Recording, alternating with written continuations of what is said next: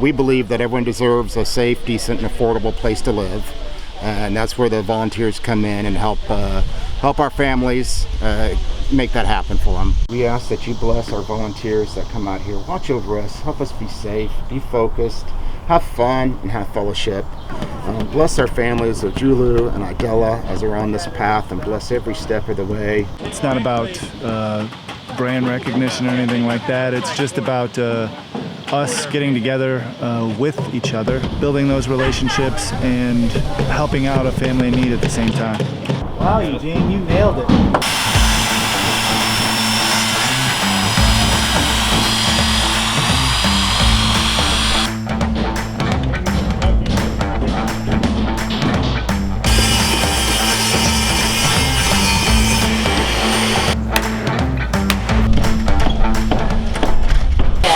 So not just tight, super tight. I am cutting out the windows and sealing them with waterproofing tape.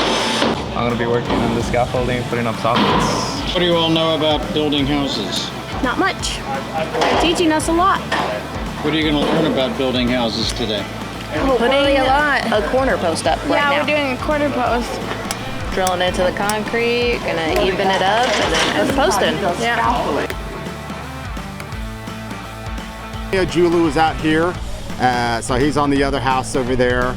So he's been working very hard. That's part of the requirement that our homeowners do have to work on their own houses.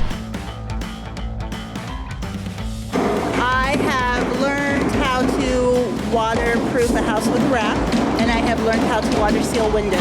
At the end of the day, though, we want to accomplish something, but we also want to make people feel like they've had fun, but they've accomplished something, so they're fulfilled. They go home, they're tired, and they come back here, days later, weeks later, years later, and say, I helped put in that roof, or I helped put in those windows, and so it's pretty special. So I think most people come out here and they feel pretty fulfilled at the end of the day.